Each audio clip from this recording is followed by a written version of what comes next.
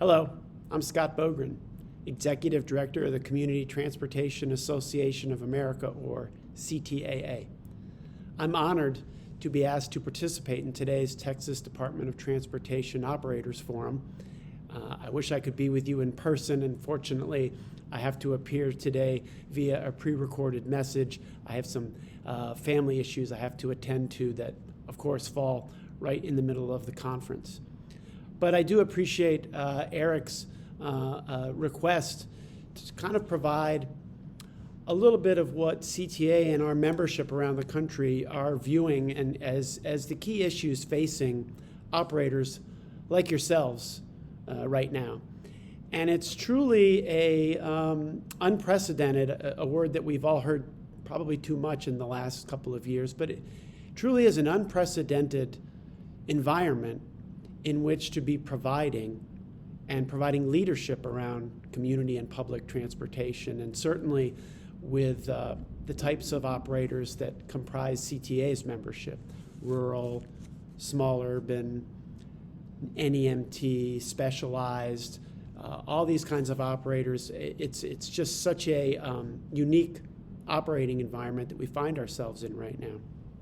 If I had told you 2 years ago, kind of pre-pandemic, that over the next 2 years, ridership across all public transportation would plummet to some of the lowest levels we've ever seen, and at the same time, federal investment in public transportation would increase to record levels, you probably rightfully would have said, Scott, you're crazy.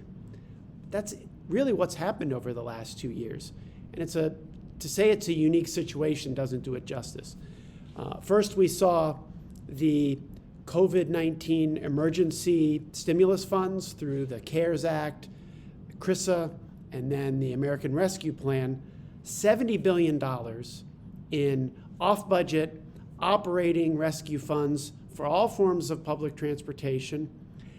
These $70 billion require no federal match. And to give you some context, $13 billion was the traditional kind of FTA full annual budget.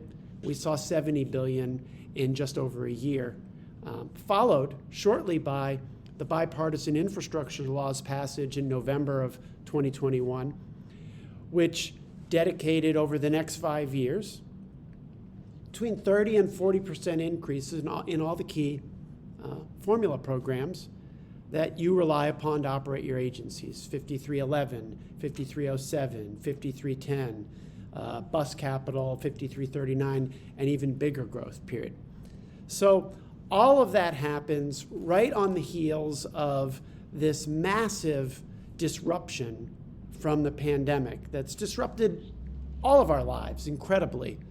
But in the transit business, it's led to significant rider declines. It's led to an unprecedented driver shortage, the likes of which we've never seen in the 30 years I've been in this business, and I'm sure many of you can concur.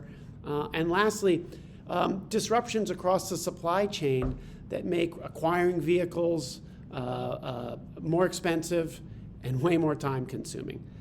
So the challenges for each of you, and they are, again, a unique set of challenges, is really understanding first and foremost the impact of the pandemic in your communities and on your services. And the first thing that really requires is for you to understand travel pattern changes, timing, geography, those changes that have happened in your community due to the pandemic, and you kind of running an internal calculus on what you're seeing and trying to evaluate what's permanent and what's temporary, and obviously reacting to those things. Safety protocols that you put into place on your systems, how much will that continue? How much will it cost? Vaccination, both travel to vaccine sites, vaccine policies. These are issues that are not easy to get through, but are important. And then, of course, there's the driver shortage issue. It's harder now to get entry-level CDL drivers with the new training that came in. It's more expensive. It's more time-consuming. And we're competing with the likes of Amazon and FedEx and this entire kind of delivery economy that emerged during the pandemic requires the exact kinds of drivers and vehicles that compete with us. Local share. As I said before, the CARES and CRISA and the Rescue Plan funds all arrived 100% federal.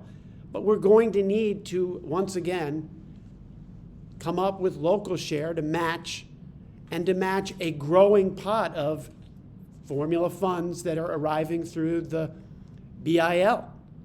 And you're going to be asking for and trying to derive these local share funds at a time when economies in your communities are hopefully rebounding, but are still slow.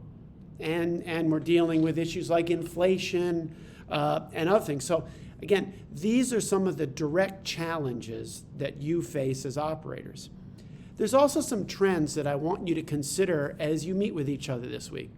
Then the first thing is, transit always, even rural, often and too often, kind of evaluated itself around the issue of volume.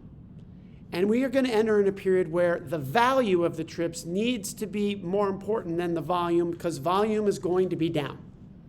So how you articulate the value of your services in your community never been more important than it's going to be today. And it's something that I think requires discussion among all of us.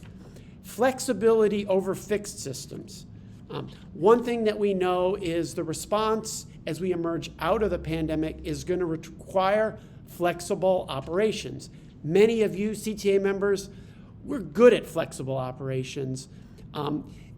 Trying to maintain that flexibility in both kind of your capital assets, the way you put your assets on the streets, the technology that you need to be as flexible as possible, and getting away from those, hey, this is the way we've always done things, is going to be critical.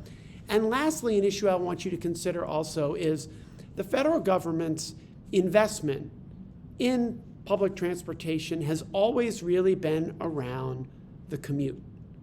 And now we're going to see a sea change in that. One thing we all think is going to be permanent from the pandemic is telework in some degree. And even small degrees of that are going to have a massive change for operations that are purely around the commute. So, discretionary travel, something that CTA members have always done very well, really needs to equate to that value proposition that I was talking about earlier. The outcomes from the trips you provide, healthcare, economic, social, access to foods, environmental outcomes, these are never going to be more important than they are right now. We're here to help at CTA. We've got our annual expo coming up in Louisville, first full week of May, and you're gonna see that we're gonna have a lot of training and sessions to allow you to network around driver recruitment and retention, around coming up with innovative ways to apply local share, and really ways to evaluate how to make your system thrive in this new environment. We're at a place where we have had massive challenges. On the good side, these massive challenges come at a time when we also are finally seeing the kind of investment we need. But this is an important period to evaluate, to innovate, and to really make your systems more in line with what your communities need and are demanding, and less about what they've always been. So we're in a period of change. That's not always easy, but it's important to bring a positive look at that and to understand that community and public transit is no doubt going to have a role moving forward. We just need to figure it out and articulate it. So good luck in your meetings. Thank you for your time today. I'll provide my email address and my direct phone line afterwards. In lieu of me being there with you, if you want to shoot me an email or give me a call to discuss some of these issues, I'm eager to do so. Thanks again. Thanks, Eric, for the invite, and I hope your meetings are excellent over the next couple days. Take care.